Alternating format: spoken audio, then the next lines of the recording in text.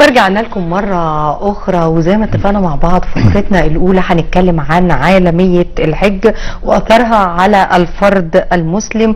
ويمكن ضيفي النهاردة أستاذ أحمد إبراهيم مرعوة، كاتب وشاعر وخطاط ورسام، وأيضا رئيس الاتحاد العربي النمساوي للثقافة والفنون والاندماج، وعضو رابطة الأدب الإسلامي القاهرة.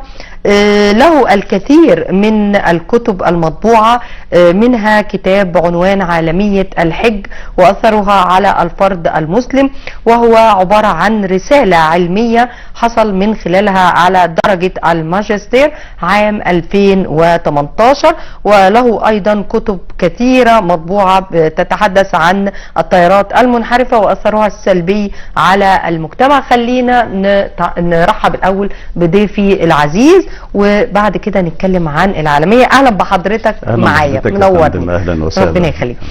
كل سنة وحضرتك طيب، وربنا يا رب يكتبها لنا جميعا بإذن الله العام القادم. يا رب حضرتك بألف سعادة. يمكن واحنا بنتكلم عن الحج، يعني الحج مر بمراحل كثيرة جدا، ولكن قبل ما هتكلم عن هذه المراحل خلينا نقول معنى كلمة الحج يعني لغويا واصطلاحا. نعم، بسم الله الرحمن الرحيم. الحج معناه اصطلاحيا ولغويا هو القصد منه، هو القصد او الزيارة. نعم. لغويا حج يحج حجا، ولها شرح طويل عريض في قواميس اللغة. اما الاصطلاحي هو الزيارة او قصد الزيارة لمعنى خاص وبوضع خاص وبشروط خاصة، كالحج مثلا اللي هو أن يزور البيت الحرام وأن يؤدي شعائر الله في هذا البيت، وبزيارة كل المقامات المتبعة حتى يوم 10 من ذي الحجة يتم الحج، ثم السعي والطواف، وإلى أن ينتهي الحج بفضل الله.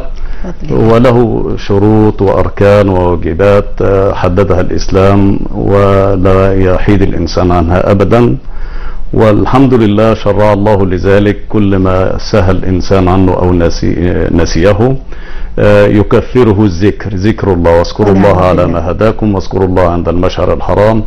والحمد لله رحمة ربنا واسعة جدا لإتمام هذه الفريضة الجميلة التي تغني الإنسان بعد أن يحج. أكيد.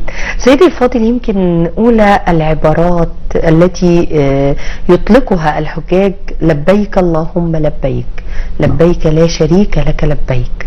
يمكن إذا تعمقنا نجد أن هذه العبارة تحمل في طياتها معنى عميق جدا، ونحن نردده تلبية لنداء الله سبحانه وتعالى. نعم، كلمة عظيمة جدا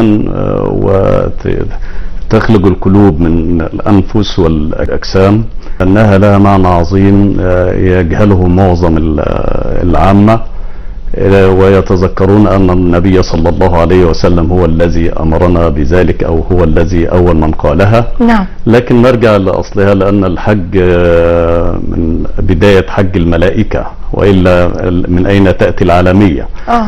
فالحج نقول هذه النقطة تحديدا عندما قال الله سبحانه وتعالى لسيدنا إبراهيم وأذن في الناس بالحج، لم يقل لأي نبي قبله ولا بعد وأذن في الناس بالحج.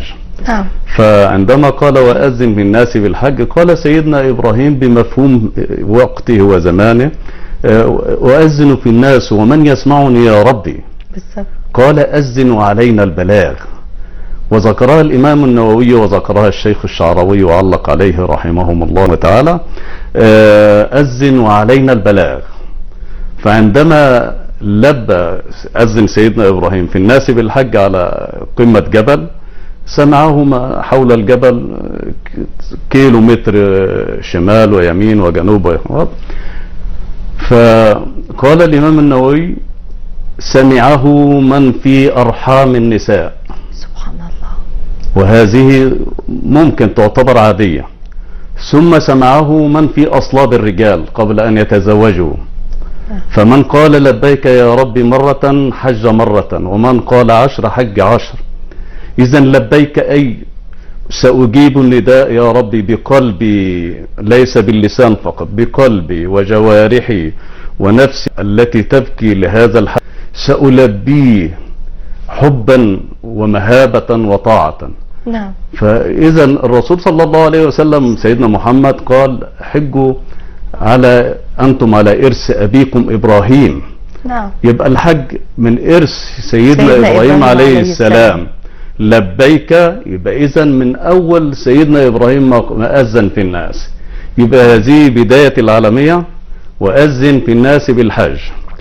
يبقى إذا سيدنا إبراهيم إذا كان من مدة 7000 سنة أو أكثر، نعم، فكلمة الحج خلدت التخليد العظيم في القرآن الكريم، بدليل أننا نقرأها في القرآن الآن، وسورة الحج كمان، وسورة الحج. نعم. ثم قال الله سبحانه وتعالى لسيدنا محمد ولله على الناس حج البيت. نعم. لو جينا نقسمها بالتقسيم التاريخي، لأن الحج العالمية حدث تاريخي طبعا، وديني وإنساني وثقافي، وعالمية الحج هي أيضا من عالمية الإسلام. نعم. تدعو للإسلام. فنرجع لهذه التلبية، حج آدم قبل إبراهيم ولم يكن هناك تلبية. لما بالظبط كده، يعني سيدنا آدم كان يعلم بالحج وبرضه نعم، وأخبره الله سبحانه وتعالى أنه سيكون من أبنائك وعمر هذا البيت ولد يسمى إبراهيم. نعم. إذن آدم توفاه الله وهو يعلم بأن للحج عالمية. نعم. فعندما حج آدم عليه السلام قالت له الملائكة ماذا تفعل يا آدم؟ قال أحج البيت. قالوا بر حجك، لقد حججنا قبلك ب2000 سنة. نعم. إذن كان هناك حج الملائكة وهو الحج الأول، وهي بداية العالمية. والملائكة بنت البيت، وثم بوئ لأول مرة لآدم عليه السلام، ثم بوئ التبويء الثاني لإبراهيم عليه السلام. إذن هناك تبويء وهناك بناية للملائكة. إذن حج الملائكة وحج آدم وهو أول البشر، وهو أول الأنبياء، وهو أول من قام بالحج هو سيدنا من آدم البشر عليه السلام من البشر. أما الملائكة وأول من قام بالحج في سلسلة حج الأنبياء. العالمية متسعة، ومن ميزتها أنها تتمدد تكثر، وإلا ما كانت عالمية. كان سيدنا إبراهيم يعلم أن الحج سيستمر عندما قال له الله سبحانه وتعالى أذن. كان سيدنا إبراهيم يعلم أن هذا الحج سيستمر. ومن ضمن العالمية أيضا والشيء الجميل أن سيدنا إبراهيم لو كان يعلم أننا في هذا العصر نحمل تليفونات محمولة الذين يحجون بها ويصورون، ما كان سأل الله سبحانه وتعالى وأذن من يسمعني. يبقى إذن الحقب التاريخية والتحديد العالمية شيء جميل طبعا، شيء جميل جدا. فحج آدم وحج شيس وحج نبي الله إدريس، ثم وجدت في البحث لم يؤمروا بهذا الحج بعرف اليوم التشريع الدستوري. أما وهناك الشيء الجميل أن سيدنا إبراهيم ثاني نبي أو رسول من رسل أولي العزم، ولم يؤمر سيدنا نوح وهو أول رسل أهل العزم. سيدنا نوح كان أهله كلهم لا يؤمنون بالله سبحانه وتعالى. شيء جميل حضرتك. سيدنا نوح حدث ما حدث ودعا على قومه وأخذهم الطوفان، ولو حجوا أيضا لكانت عالمية مثل ما حج آدم وحجت حواء، هي عالمية. ولكن العالمية بالمعنى الحق هي في عهد إبراهيم عليه السلام. لأن كان وأذن في الناس، وهي العالمية، هي الإشارة. خلينا نقول إن دي كانت بداية الإشارة تأتي من بداية بعرف اليوم الحج المشرع الذي لم يحجه آثم مع الاستطاع. فأذن إبراهيم. لماذا لم يحج نوح؟ لو كانوا حجوا أيضا كانت عالمية بالضبط، كما حج آدم بفرضه عالمية. وحجت حواء وآدم معا عالمية، وسنذكرها لاحقا إن شاء الله بإذن الله. إذن نوح نجا من السفينة ما يقرب من 80 فردا. نعم. لو كانوا حجوا جميعا لكانت عالمية. ولكن بعرف بطريقتنا نحن المصريون كانوا ولاد مركبة واحدة، ولاد بلد واحدة، ولاد ممكن يكونوا لغة واحدة، ما كانش فيه انتشار. العالمية تأتي في المكان الفجاج البعيدة والانتشار وتعدد اللغات واختلاف الأجناس والأعراق، هذه كلها من ضمن العالمية، من شروط العالمية، من الشروط العالمية. إذن أول إنسان، أول نبي قال الله سبحانه وتعالى له أذن إبراهيم.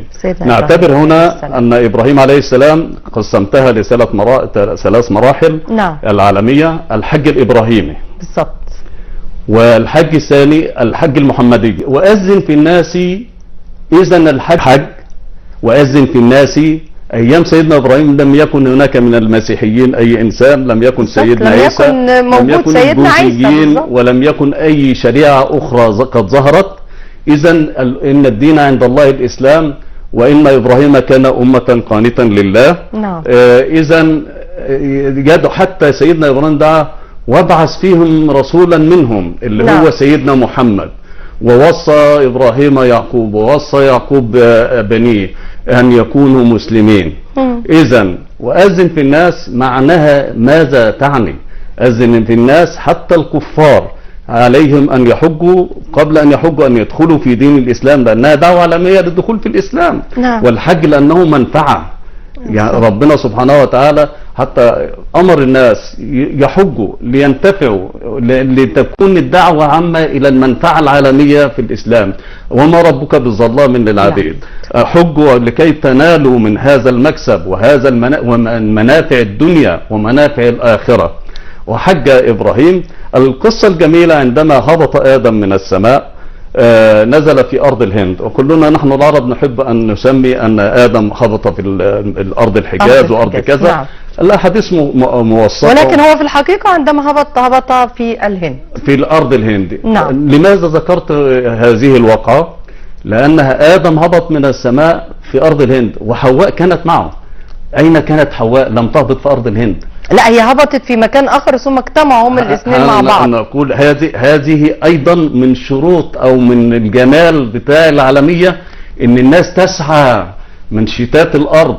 ولا كان ربنا سبحانه وتعالى نزل الهيكل أو الكعبة هيكل حديدي من السماء تتوارثه الدول، وحج هذا العام في دولة وفي العام الآخر في دولة أخرى.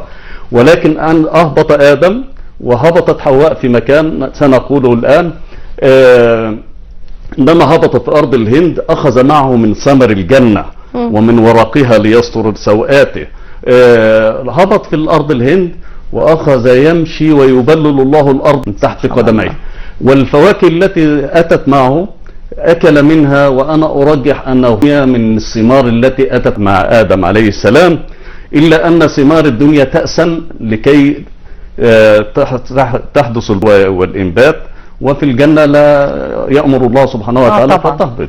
فحتى الثمار والورق الذي نزل في الهند عملوا منه البخور والعطور، بيبعثوه لنا العطور. طبعا. ماشي آدم لغاية أن ذهب إلى المزدلفة. هو كان بيسعى للبحث عن ستنا حواء. هو كان يذهب إلى لأن ربنا سبحانه وتعالى هنذكرها دلوقتي عرفه في عرفة، يذهب إلى مكة في اتجاهه إلى مكة. نعم. بيت العالمية، بيت الحج، بيت الكعبة، البيت العالمي والحج الكوني والمؤتمر الدولي، كله لازم تسعى له من الهند إلى مكة. من الهند إلى مكة، وإلا كان أهبطه الله سبحانه وتعالى على مكة بالضبط كده. ولكن هي كانت رسالة السعي. نعم. ولماذا السعي؟ جميل. السعي والتعب والمشقة وكل شيء، يعني ربنا ممكن يصنعه بكلمة كن فيكون، ولكن يأخذ الناس بالأسباب. نعم. فوصل إلى المزدلفة، وأرجح أنها سميت المزدلفة لأنه أزلف إلى المزدلفة. نعم. أين كانت حواء في هذا الوقت؟ في جدة. جدة احنا نقول جدة، وأهل الجزيرة العربية يقولون جدة. وأنا أرجح أنها الجدة على أساس أن الأم الكبرى كانت جدة الجدة، نزلت في هذا المكان بالضبط. فأتت إلى جبل الرحمة، وسمي الرحمة لأنه جبل الطلاق. نعم. وصلوا إلى جبل الرحمة، طلقوا مع بعضهم البعض. وتعرفوا على عرفة، الحج عرفة. نعم. لفظ عرفات هي للموضع الذي تقابل، الذين في هذا الموقع تعرفوا سويا. الموضع الأقدام هو نعم. عرفات. نعم. الموضع المكان. وعرف حتى سيدنا إبراهيم الملك كان يقول له عرفت؟ قال عرفت. نعم. فوصلوا هناك وحجوا البيت وجبل الرحمة تلاقيهم، وحج 40 مرة ماشيا. لا إله إلا الله. الذين يشكون ويقولون حججت مرة وكذا وكذا. فالحج قصة جميلة، ونحن العرب نحب القصص. بالظبط. فهذا مشوق. اعرف تاريخك، اعرف حجك. انت تعرف القرى وتعرف ما يؤدي الى القرى، لكن الحج لابد ان نعرفه كي نعرف ديننا الحقيقي.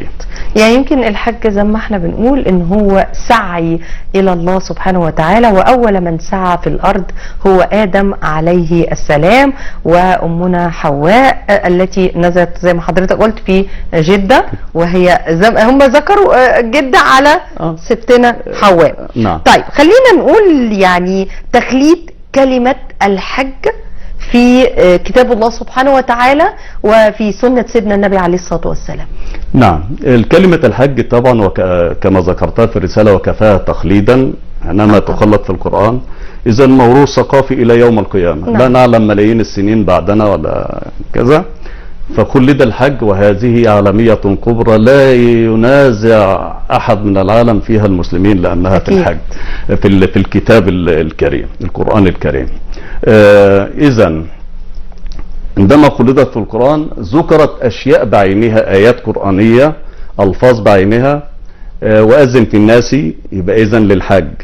يا ايها الناس، كل الآيات القرآنية أكثر من يعني ما يفوق 40 آية أو 39.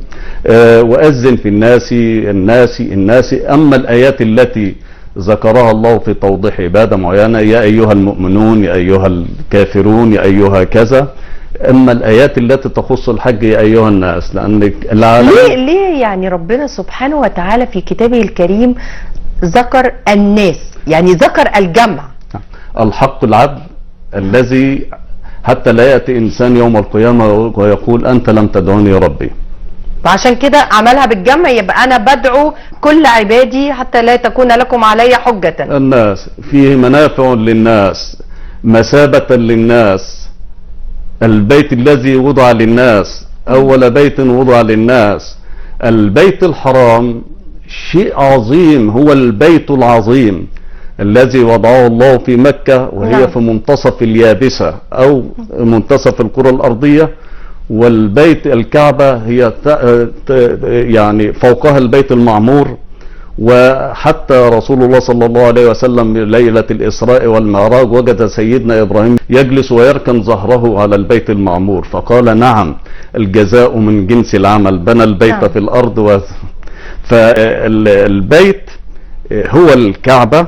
توضيح بالنسبة للبيت، الكعبة المكان الذي هبط من السماء، كان البيت ياقوتة حمراء، ياقوتة حمراء نزلت في الأرض. البيت ليس من مخلوقات الأرض.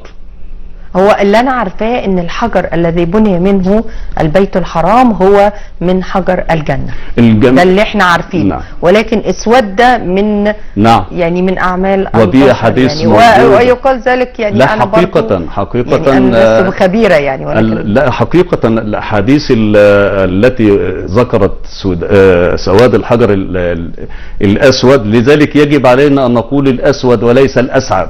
نعم. لا تخفيفا وانه مش اسود وان منظر شؤم وهكذا، خطأ. والحجر الاسود نزل ابيض شديد البياض ناصع البياض عندما طلب سيدنا ابراهيم من ابنه اسماعيل ان ياتيه بحجر ليعمل سقالة يطلع عليه.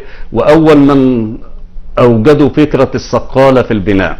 سبحان الله. فغاب سيدنا اسماعيل حجر من السماء من الجنة. نعم. وأنا وجدت ربط عظيم وجميل بالنسبة للحجر من الجنة. والحديد أيضا نزل من السماء، لم يكن موجودا مع بداية خلقة الأرض، ولكن نزل ليعمل المجال المغناطيسي في الأرض. نعم. والشيء الجميل الذي وجدته أن سنة الكون الطواف. نعم. وسنة البيت الحرام الطواف. البيت الوحيد الذي سنته صلاة ركعتين هو الطواف. نعم. تطوف ممكن 5 مرات 7 مرات. الذين يقولون أنا لا أستطيع أن أطوف 7 مرات، ممكن أن تطوف 3 مرات. نزل الحديد في الأرض وجعل المجال المغناطيسي وسنة الكون الطواف ويطوف الناس وحول الكعبة طواف، والطواف حول الكعبة الشيء الجميل عكس عقارب الساعة كما يقولون. ومن ناحية والإسلام دائما يبدأ باليمين، تيمنوا. لماذا الطواف حول الكعبة باليسار؟ بالظبط. ليه صحيح؟ وبحثت لقيت شيء عظيم. أنت حينما تطوف حول الكعبة باليسار، القلب جهة اليسار. نعم. تطوف بقلبك، تأخذ كل شيء بقلبك قبل عقلك، بعواطفك، بجوارحك. تشعر بأن عظمة المشاعر الله هي من تتأجج وليس العقل في هذه وتترك ما قاله المستشرقون. أنت تفعل كما أمرك الله. أسجد لحجر، أعبد حجر. ولكن قال الشيخ الشعراوي: وأنا أيضا أسمع كلام الله بأني أقذف حجر بحجر في الجمرات. يبقى إذن العبادة ليست للحجر، التنفيذ لأوامر رب الحجر. نعم. فهذا الطواف شيء جميل. الحجر الأسود نزل أبيضا واسودا من كثرة ذنوب الناس ومن أفعالها، وهذا شيء جميل أن نتذكر الناس أن الحجر من فعالهم. نعم. طيب خليني بس أسأل حضرتك، يعني احنا قلنا في كلامنا ان الله سبحانه وتعالى عندما وجه الدعوة الى الناس، يعني وجهها بشكل العموم. نعم. بشكل الجمع. نعم. مما يدخل فيه الكافر، يعني معلش الكافرون. نعم. وايضا نعم. الملل الاخرى. نعم. وكان هناك حج الكفار، حج المشركين كان موجود. لذلك الرسول صلى الله عليه وسلم، حضرتك ذكرت التلبية لبيك اللهم لبيك. بالظبط. وهذه تلبية الإسلام. كان هناك حج المشركين وكان لهم تلبية مختلفة عن التلبية المعروفة، تلبية الإسلام. فكانوا يطوفون والرسول ينظر إليهم عندما أتى ليعتمر، وتعمدوا أن يتأخروا حتى يتعب المسلمون ويملوا ويعودوا إلى المدينة. وقالوا المسلمون فعلا قد تعبوا. نعم. فكان يقول: لبيك اللهم لبيك، لبيك لا شريك لك إلا شريكا لك ملكته وما ملك. طب لماذا تنفي وتؤكد وترجع تقول بالظبط يعني ما هذا؟ فكان الرسول يتضايق ويقول: ويلكم قد وبعدها المسلمون اعتمروا وطافوا حول البيت. فأمر الرسول صلى الله عليه وسلم المسلمين أن يكشفوا الكتف الأيمن للطباع لكي يظهر الكتف الأيمن وهو الزند دائما قوي، لكي يظهروا القوة بعد هذه الفترة المتعمدة من الطول كي يملوا.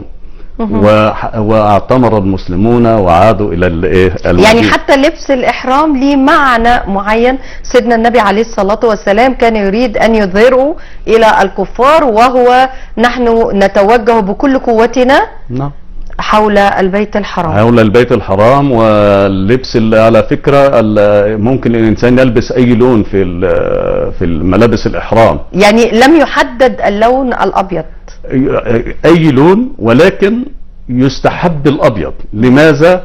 حتى إذا مات الإنسان يكفن في هذا لأنه ثوب بلا مخيط. فكل شيء جميل، حتى اللي جاي ينتفع الناس كيف؟ الغني سيقول: سأشتري أفضل ملابس الإحرام والحرير والمطرز بكذا وكذا. والملوك سيشترون ما هو أشهى وأجمل. فجعل الله المساواة سواسية لينتفع الناس. فكان الثوب الأبيض دون مخيط وهو ثوب مثل الكفن. نعم. فجعل الله سبحانه حتى يتحد المسلمين ولا يظهر غني من فقير. وكان سيستغلها التجار، الألوان تكون مرتفعة الثمن لأنها احتاجت لصبغة وخلافه. فكان المقصد من الحج السواسية وحج المسلمين في بيت الله الحرام. مكة صورتها أو البيت الحرام كالأم التي تحتضن أبنائها من الذكور والإناث، طبعا أبناء يموتون كلهم في عهدها. يحج الرجل ويعود إلى بلده ووطنه ثم يموت ويأتي الأحفاد والأبناء الأحفاد وهي باقية إلى أن يهدها ذو السويقتين اليمني الأفلج الأسنان وأفلج القدمين، لذلك سمي ذو السويقتين. ومن أغرب ومن أجمل الأشياء التي عرفتها تاريخ طبعا أن الكعبة تهد عندما يجهلها الناس وعندما يتركها الناس، عندما يندثر الإيمان في قلوب الناس، ويمحى القرآن من الصحائف من المصاحف، ثم يأخذ هذا الحجر ويرموه في البحر الأحمر في جدة. رجعنا تاني لجدة. لماذا؟ هذا ما أبحث فيه الآن لأجد لماذا لم يرقى الحجر على الأرض ومكة طاهرة، لماذا في البحر؟ هل ليعقم؟ ثم يأتي من علامات الساعة أن تأتي النار التي تخرج من عدن وتسوق الناس إلى أرض المحشر. فوجدت وكل يركبون يتبادلون في ركوب دبة. من أكثر ما شدني وألمني عند المسجد النبوي، قال فرد من الناس قال لي جدي كان يذكر هنا لا إله إلا الله، فلم يستطع أن يتذكر أن يقول مسجد رسول الله صلى الله عليه وسلم. بالنسبة للحج نعود. طيب خلينا نقف عند هذه النقطة ونعود مرة أخرى للحديث عن الحج وهذه الدعوة العالمية التي تعد ليس للحج فقط لا غير، ولكن أيضا هي دعوة للدخول في الإسلام والعودة إلى الله سبحانه وتعالى. خلينا نروح مع بعض لفاصل ونرجع لكم تاني.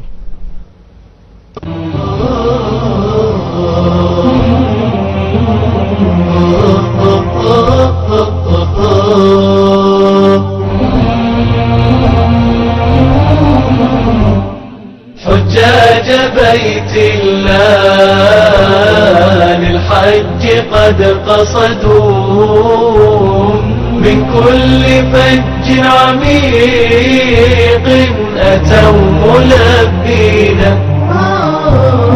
للمال والأوطان وأهلهم تركوا حجاج بيت الله للخير راجين.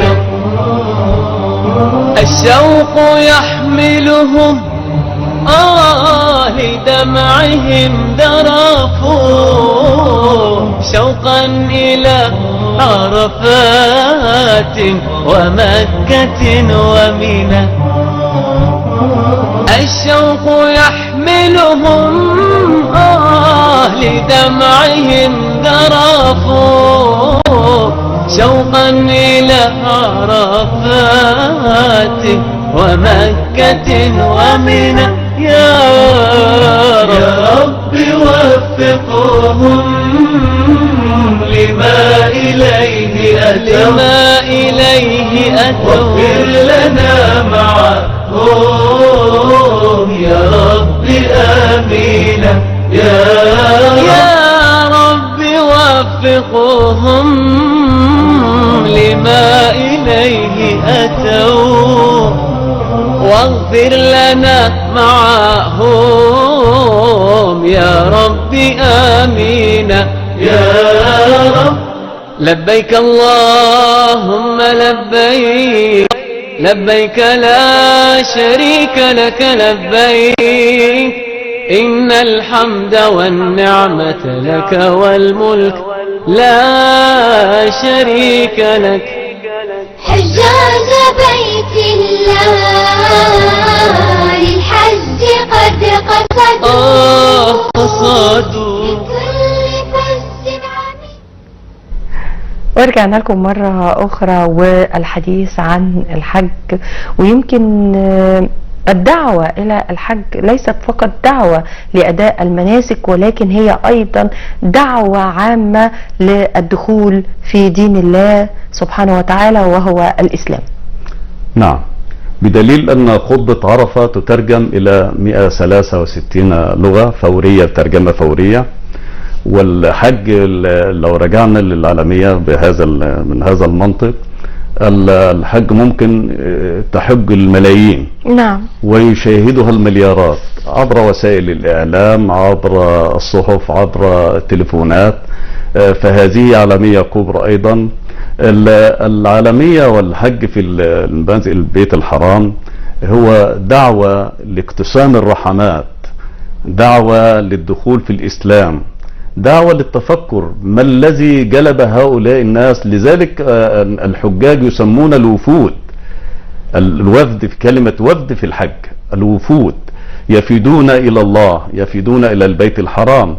ما الذي دفعهم لتحمل المشقات وعبور القارات وترك الزوجات وترك الأولاد وترك النفقات وحمل نفقات معه أيضا. وليس الحج بمفهوم اليوم سهل تسافر إلى الحج لا، زمان كان أصعب. تسافر إلى الحج الآن بالفلوس أو بالبنكومات، كارت الفيزا كارت.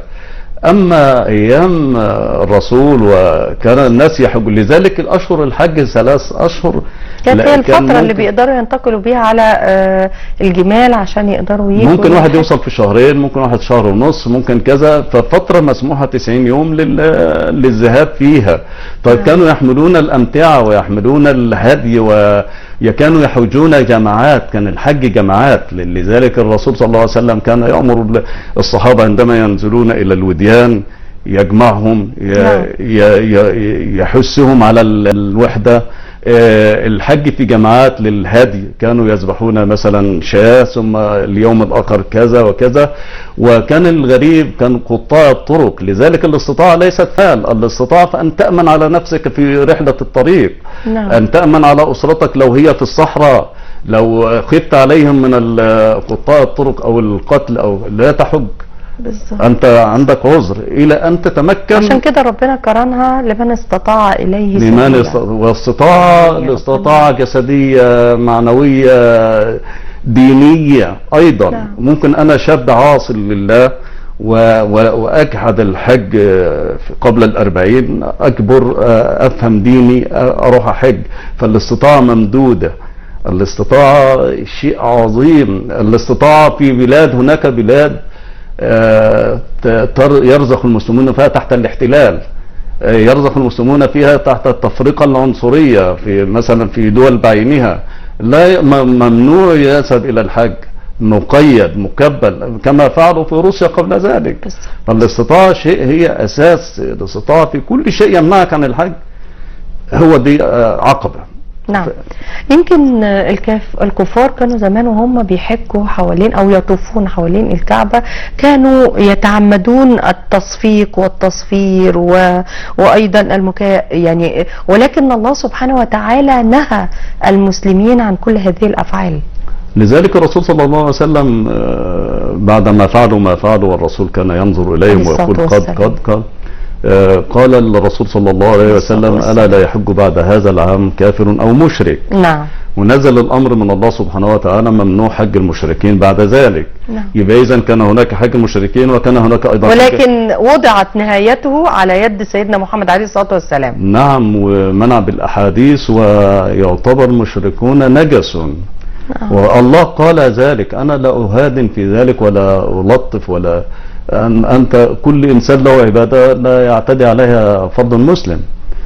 طب معلش، ده برضو يعني حضرتك قلت ان ربنا سبحانه وتعالى امر سيدنا النبي عليه الصلاة والسلام ان لا يدخل الكعبة مشرك. نعم. ولكن ايضا يحضرني ان الله سبحانه وتعالى طلب من سيدنا ابراهيم ان يطهر البيت. نعم. فما كان المقصود بطهر البيت؟ طهره من المشركين. والطهارة الآن أيضا، لذلك ما معنى الإلحاد في البيت الحرام؟ أن تفعل المنكرات، كما أن الثواب عظيم 100,000. نعم. الصلاة تعدل 100,000 صلاة فيما سواه من المساجد الأخرى. أيضا الذنوب تعدل، ربما تعدل هذا العدد.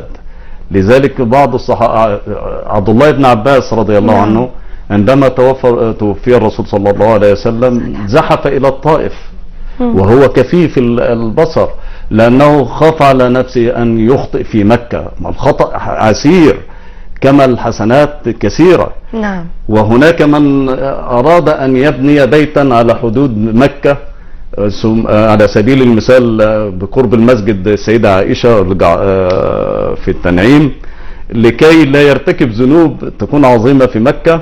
وهذا يعني يعتبر تحايل لطيف وخفيف لانه يخاف الله. نعم. فربنا امر سيدنا ابراهيم بتطهير البيت. يعني هل المقصود ان الله سبحانه وتعالى عندما امر بتطهير البيت اثناء سيدنا ابراهيم كان يقصد ايضا عدم دخول المشركين؟ نعم نعم. ام الافعال التي تتم حول البيت زي التصفيق وما كان يحدث؟ النص صريح للمشركين في الاول. نعم. ومن الذي كانوا يصفق ومكاء المشركين ما عملش، لم يفعل هذا من المسلمين اي فرد. هم الذين كانوا وماذا جلبهم وحثهم على فعل هذا؟ نعم. ليصدوا الناس عن الحج، يصدوا المسلمين عن الحج. نعم. ما البيت كان عندهم قبل ذلك، بالعام كده البيت ما كان عندكم قبل ذلك. لماذا بعد الرسول صلى الله عليه وسلم أردتم تحجوا وتفعلوا ذلك؟ ما الرسول اعتمر 4 مرات بالظبط كده قبل الأمر بالحج وبالمشارة. نعم. فهذا هو أوامر ربنا. ونعم بالله. يمكن الحديث عن الحج بيحتاج العديد من الحلقات، مش الفقرات فقط لا غير، ولكن طبعا وقت برنامجنا يعني هذه الفقرة انتهت. وبشكر ضيفي العزيز اللي نورني النهارده الأستاذ أحمد مرعوة، ماجستير عن عالمية الحج ورئيس الاتحاد العربي النمساوي بفيينا. شكرا لحضرتك وكل سنة وحضرتك طيب. بكل خير، والأمة الإسلامية والشعب المصري والتلفزيون المصري العريق. آمين يا رب العالمين.